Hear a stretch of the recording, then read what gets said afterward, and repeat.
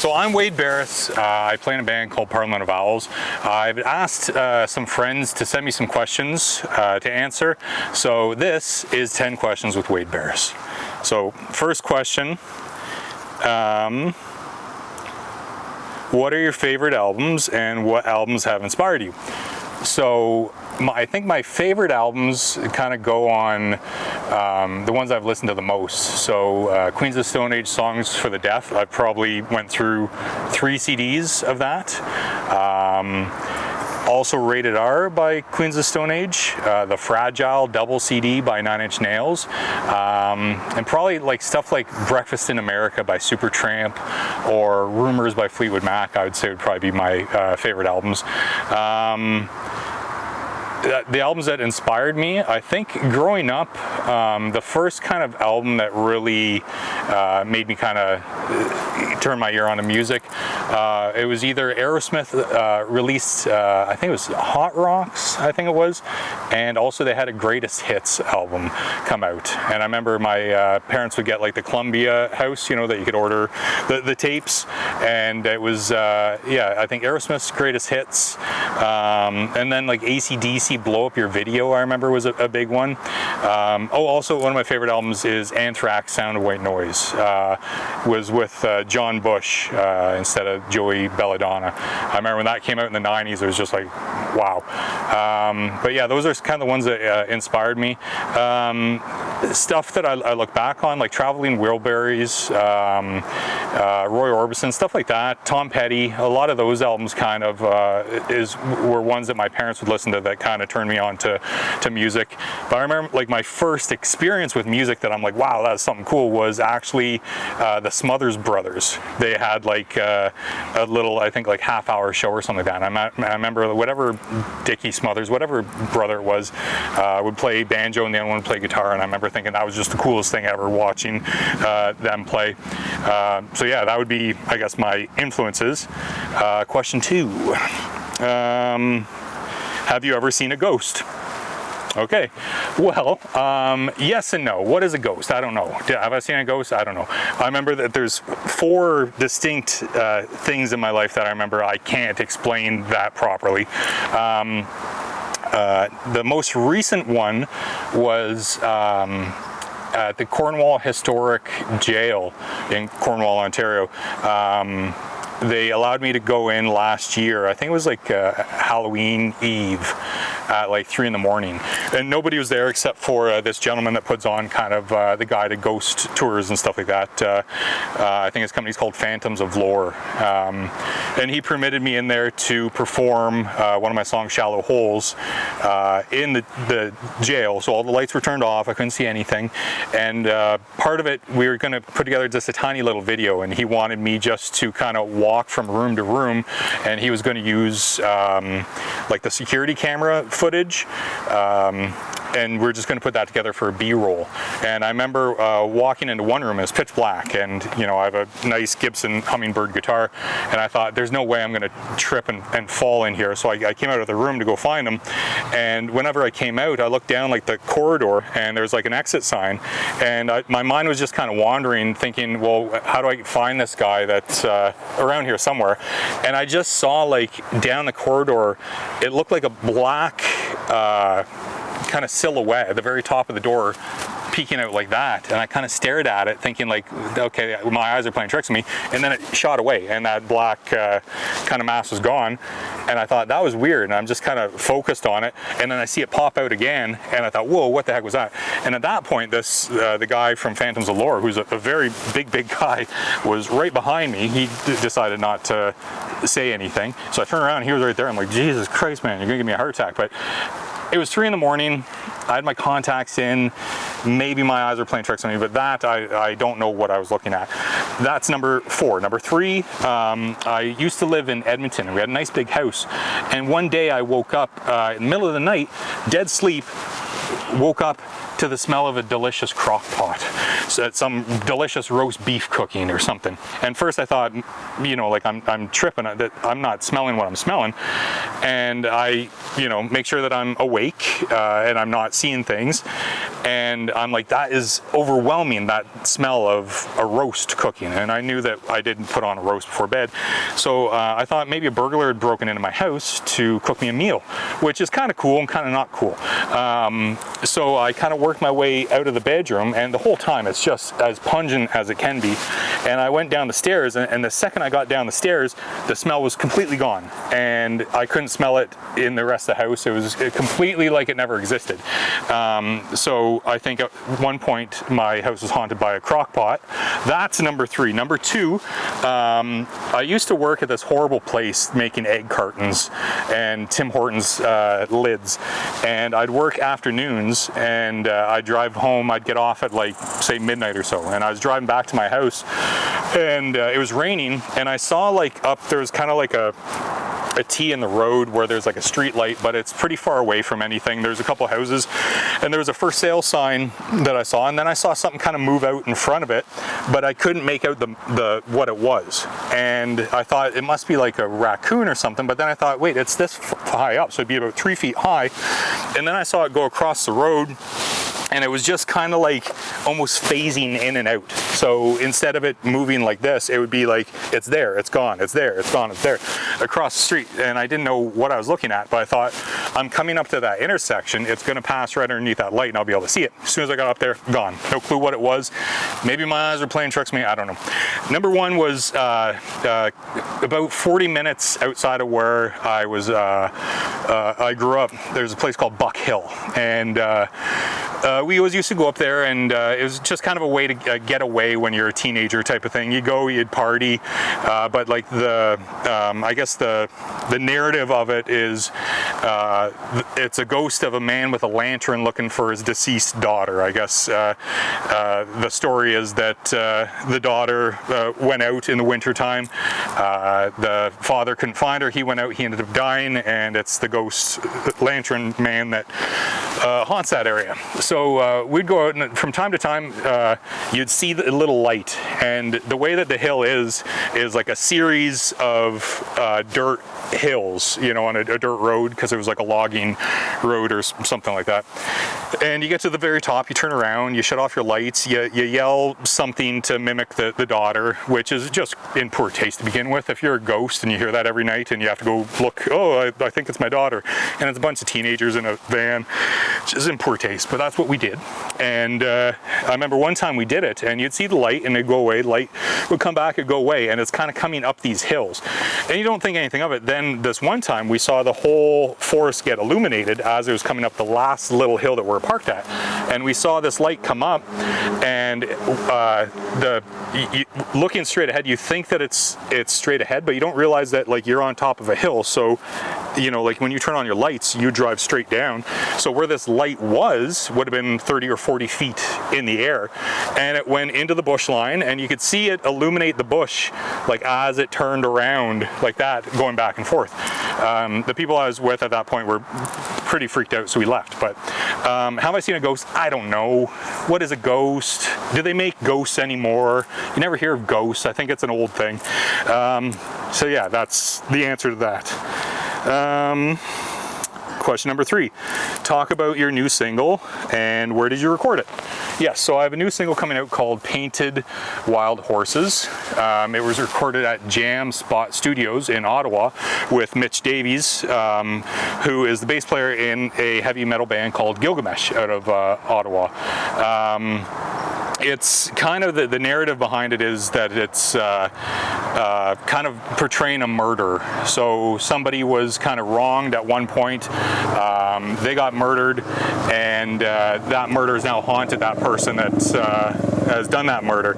Now, painting the picture of where it is and why it kind of has a reference to Painted Wild Horses is I used to live out in the Rocky Mountains, a place called Kananaskis, and on the native reserves there's all sorts of wild painted horses that would just live in the bush. So they wouldn't necessarily be kind of in fields, they'd all be in the forest. So if you stumble upon them, it's in the middle of a forest.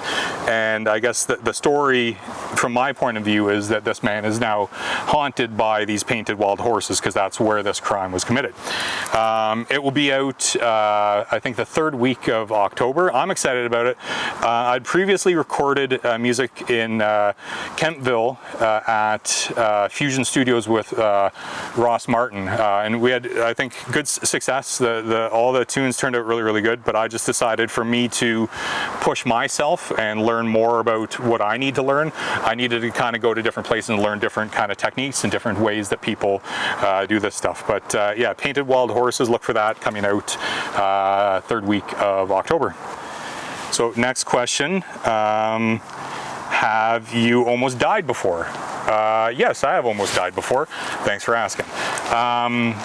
It was my birthday, December 24th. I think I was turning 35, and we had went out to Big White, a mountain in Kelowna, which I hadn't snowboarded for probably 20 years, and not like I was very good. So we decided to go snowboarding.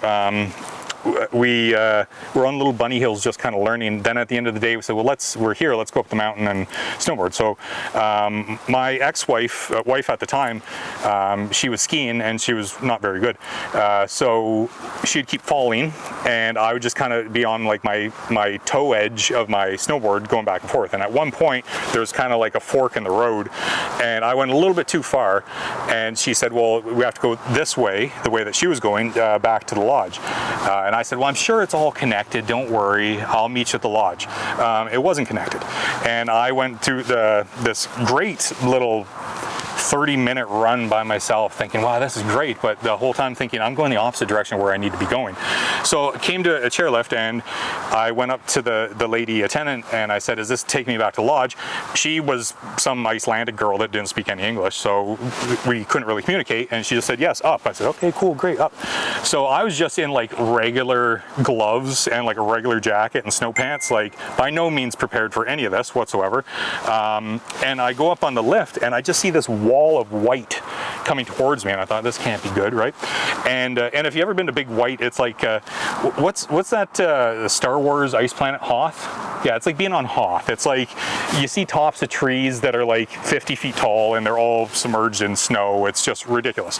But this wall of white comes and it's a complete whiteout. So I only knew I was at the top of the lift because I heard like the little engine of the where it turns around.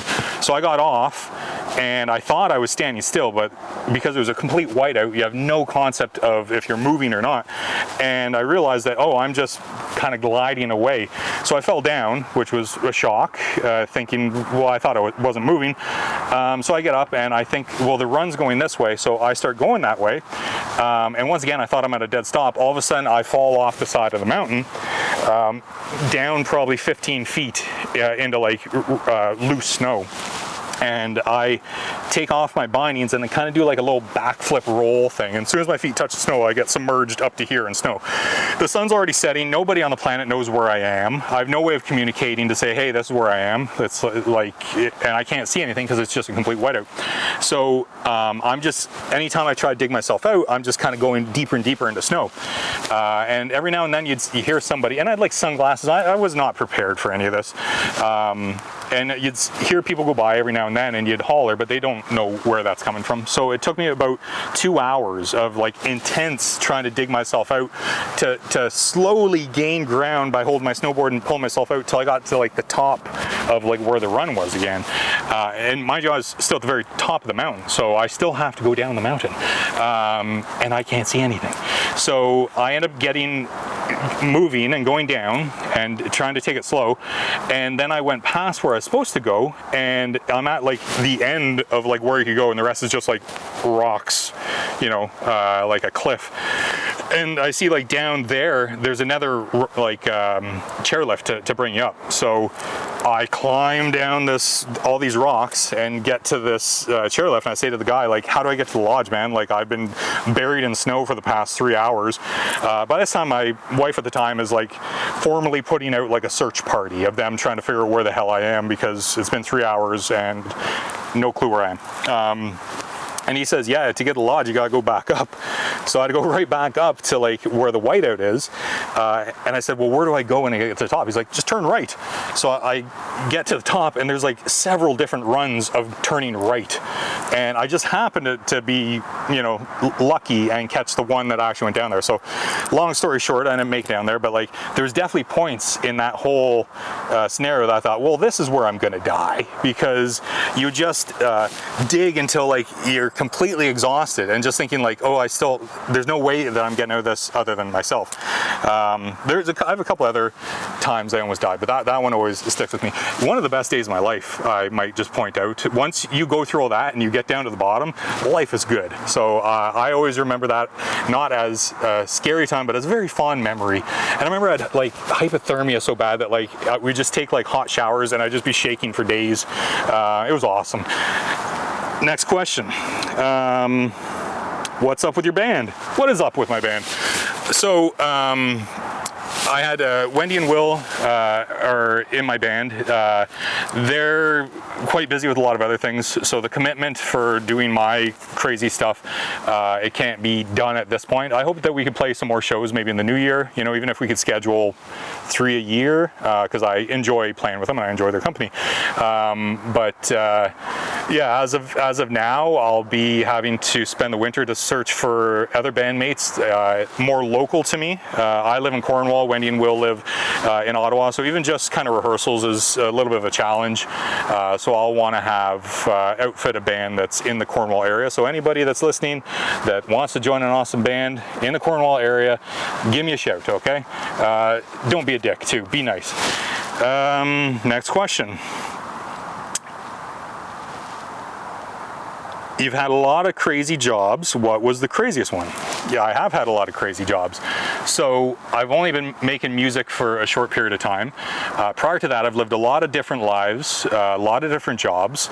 I seem to want to get involved in a career, try to work my way up as quick as I can, get everything I can out of it, and then go on to another adventure. So I've done everything from, I've been a high-rise window cleaner, I've been an operations manager of the largest automated distribution center in North America. I was a general manager for an oil and gas company. I've worked in Africa, I've worked in Mexico, I've worked in Texas. I've made paint, but the one that always sticks out was one that was really, really short. And I've never shared this story because on either side of the law, I didn't want to get in trouble. So I just kept my mouth shut.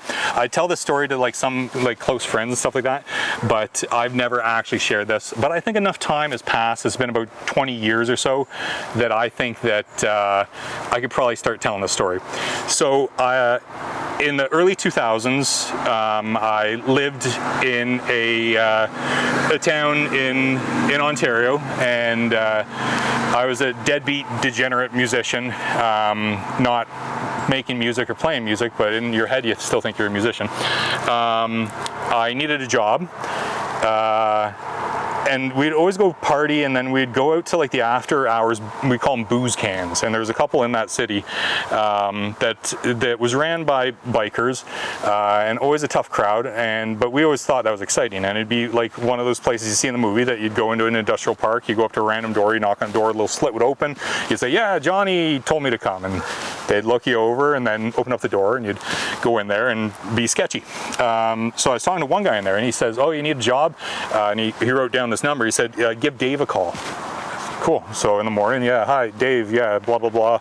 I'm looking for work. He said, okay, cool. I'll pick you up tomorrow. It'll be the corner of this and this. Okay, cool. I'll be driving a big black truck. Okay, so a big black truck pulls up and door opens, and he says, hi, I'm Dave Carroll. Now, if you want to pause right now, do yourself a favor and Google the name Dave Carroll Biker. I'll wait. Now you know what I'm talking about. So Dave Carroll, who picked me up, he would bring me, so the company that I worked for is a company that a famous actor, among other things, owns. So it was his name construction company, and what my job was to work with the roofers in that construction company, who are all bikers, and I'd clean up all the scrap whenever they'd throw like the shingles off the roof and stuff like that. And they were always really nice. They'd bring me donuts. I never opened up my mouth once, so if they said pick that up, I picked it up. If they said don't pick it up, I didn't pick it up. I didn't ask any questions. So Dave would pick me up every day, and every day at 4:30, no matter where we were, he'd say, Wade, get out. I'd say, okay, thanks, Dave. And wherever I was, I could be like 30 kilometers away from home. Get out. Yeah, no problem, Dave. And he'd do that every single day. No matter where we were, 4:30, get out. Thanks, Dave. I just wanted the $50 that he'd give me at the end of the day. So one day we're driving around, and he said, Wade, every day at 4:30, I kick you out. Never once he asked why. I said, none of my business, Dave. I'm just happy that I'm making some sort of money. And he lifts up his pant leg, and there's an ankle monitor on it.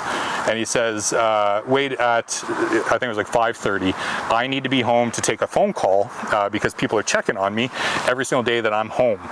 I said, okay, that's cool, Dave. And he said, do you want to know why? I said, no, Dave, I do not, most certainly do not want to know why they're calling you. And he says, well, I savagely beat this guy with the butt end of a gun because I thought my old lady was cheating on me with him. I said, okay, great. I don't know what to do with that, Dave, but sounds good. So one day it was raining out, and I called him and I said, hey, Dave, are we working today? He says, we're not going to go do the roofing thing, Wade, but I'm going to pick you up, going to bring you to my house, and I want you to rip up my carpet. Okay, cool. So he says, this is what I want you to do. You rip up the carpet, you put it in a pile, you cut it up, blah, blah, blah. Awesome, Dave. He says, I'll be upstairs with the old lady. Okay, so I'm cutting up the carpet, and this older, grizzled gentleman walks in. He says, where's Dave? I said, and I kind of panicked. He's upstairs, I don't know.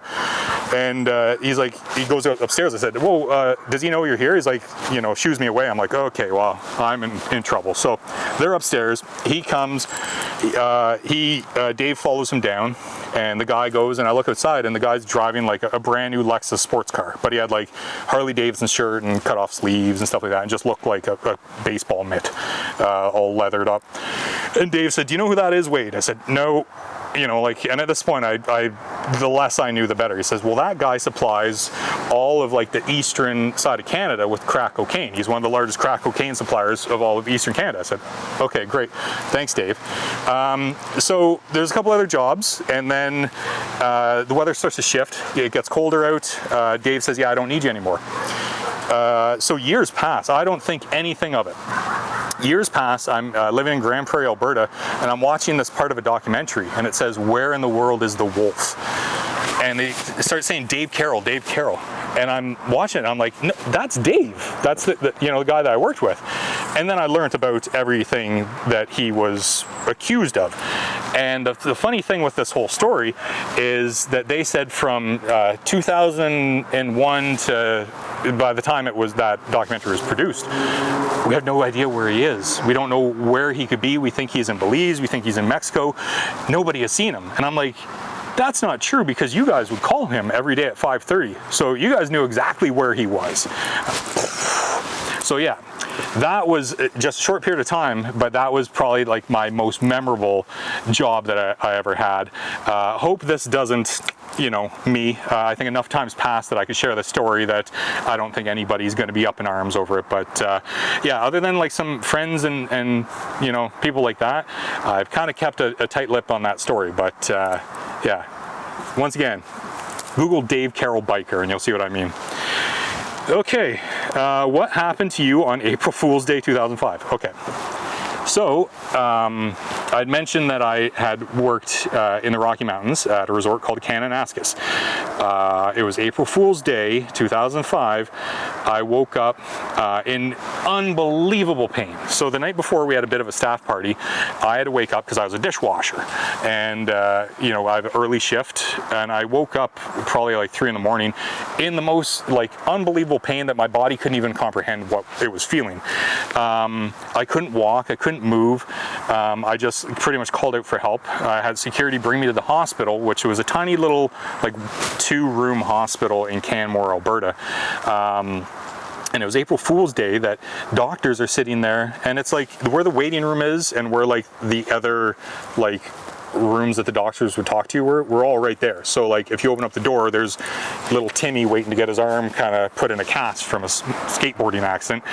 And I have a doctor with his finger up my butthole.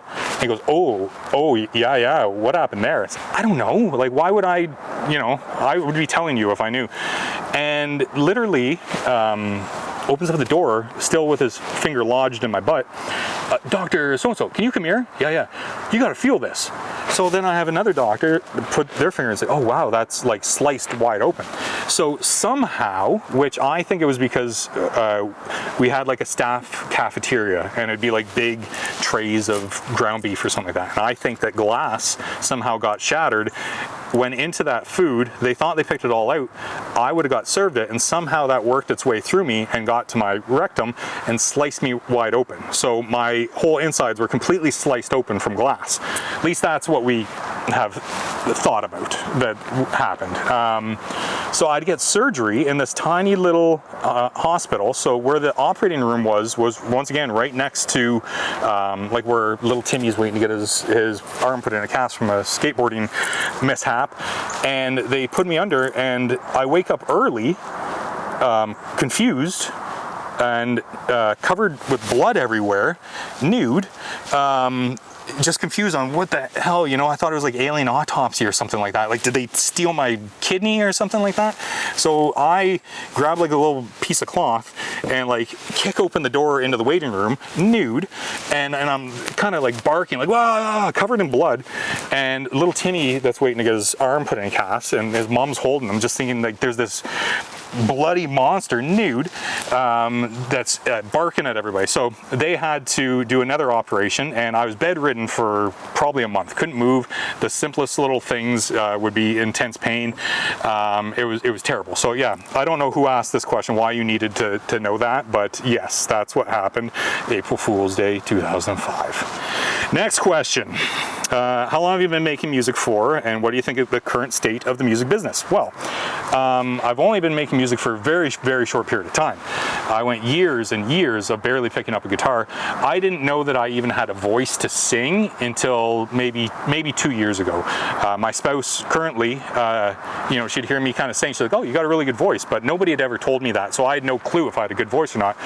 Eventually, you get a little bit more confident, and you start to realize, oh yes, I do have a good voice. So I started kind of thinking like, can I write a song? So I booked studio time with a gentleman named Jordan Zadarozny, and he taught me a valuable lesson, because I went in with unfinished songs, not knowing what I was doing. I've never been in a studio. I just wanted to see like, what is it like to be in a studio? And I realized that there's a very big difference between a producer and an engineer. So I was paying him to be an engineer. So he would say, okay, yeah, mic'd up, we recorded this, okay, we're done that, now what? And I thought, oh, aren't you supposed to tell me? Like, oh, this is a good song, this is what we need to do, which wasn't his job. So that was very valuable. I learned a lot from those 3 songs I did. Yes, you can find those songs on Spotify and all that stuff. To me, they're unfinished, but my spouse now actually really, those are her favorite songs. But then after that, I wanted to record a proper song, which was called Playing Hero, that I recorded with Ross Martin. And then I decided just to go full on to it. I'd worked a bunch of jobs in management, and it was just completely killing me, like as miserable as you could possibly be in life. And I just thought, life's too short. I'm not going to waste my time with that stuff. I'm going to do something that challenges me, makes me happy. So I decided to make being a musician kind of a full-time thing. Now, to kind of piggyback onto what I think of the current state of the music business, unfortunately, I'm going to have to kind of put some of the aspirations that I have a little bit to the side, just with everything being so expensive. You don't get paid a lot, but there used to be, playing solo shows, there's a lot of like independent, like little breweries and stuff like that will pay you to come perform, whether it's during the day or the afternoon or night. And I've just seen in the past year, there's been a bunch of those little breweries that have kind of said, yeah, I'm sorry, we don't do live music anymore, because they don't get a return on their investment. So and same, you play shows, and so many people, oh, I can't wait to come, and they just never show up. So yeah, I don't really, I'm nervous about the current state, let alone the future of music in the music business. It's kind of, you know, having all these streaming sites and all these, like, you know, like say if it's DistroKid or something that puts your music everywhere, it's a really good idea until something like that becomes oversaturated. And I think like it's oversaturated that you could have, you know, the world's worst music that's still getting put onto all those things. You could still, you know, have the access to promote it on Instagram or this or that. Now it just seems so, it's almost like whenever like your friend like gets into like selling sensies or like some like multi-level pyramid scheme thing, you see so much of it, you know, and it's like, oh, follow this, follow that, and you're just like, oh, I can't be bothered. It seems like independent music is, to me, that's what it feels like, is that people are like, oh, I can't be bothered to listen to that, oh, it's my buddy's band or this or that. But people don't understand that that's how you don't have the record labels like you did before of like telling you this is what you should learn or what you should listen to because it's really good. You have your phone and it's just an endless wash of stuff that you just become so desensitized to it that you don't put any stock into like, oh, is that a good new band? It's just like, oh, here's another, you know, crappy this or that that's trying to be shoved down my throat with advertising. So yeah, I wish I was more optimistic with it, but the past year or so of me really pursuing music has opened up my eyes in a slightly more pessimistic tone than optimistic tone. But yeah, so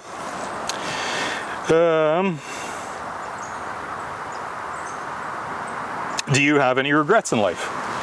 Yes, I do have. I have plenty of regrets. I kind of always think like, and I'm good at moving past it, but I always think like, oh, I should have did this different, or I should have did that. I know it's irrelevant after it's passed, but I do have a lot of regrets. Two come to mind. First one is I used to work a lot in Africa, and I'd work from Dar es Salaam, Tanzania. I'd have to go fly to this little island called Songo Songo. I'll give you a minute to Google that one too. But it's just like this little island in the Indian Ocean with like a gas plant on it. And I'd have to take that flight, and the pilot, we just have like a small little Cessna plane. And the pilot always seemed very disinterested in what he was doing. And there's so many times I thought like, I bet you if I asked him, he'd let me fly this plane. And for whatever reason, I just never, the words never came out of my mouth, but I always regret that, because I think that would be one time in my life in that situation that he would be like, yeah, dude, whatever, fly away, do a nosedive if you want.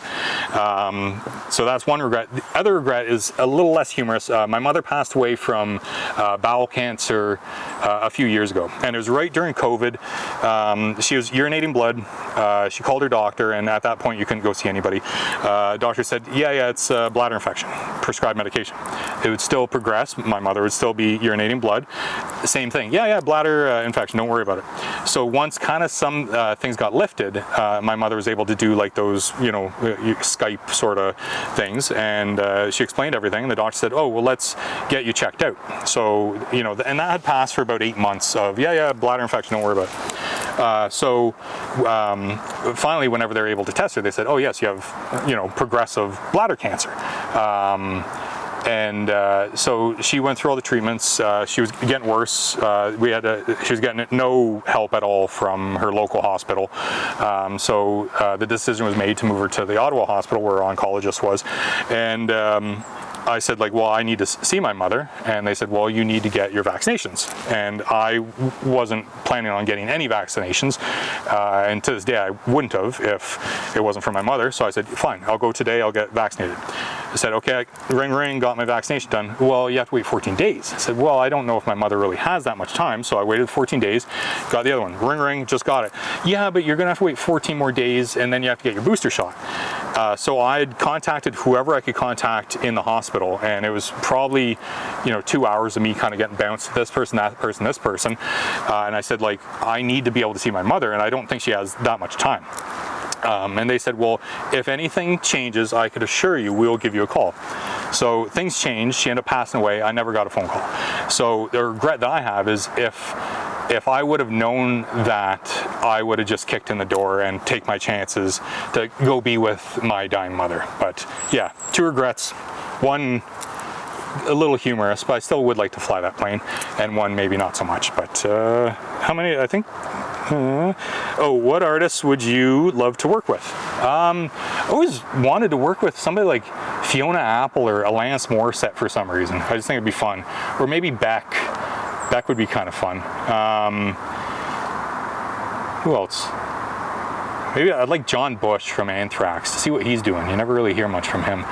But yeah, those would be people I'd like to work with. I'd like to work with anybody. It'd be fun. I'm a nobody, so if anybody wanted to work with me, I think it'd be super cool to be able to collaborate with anybody to create music like this, you know?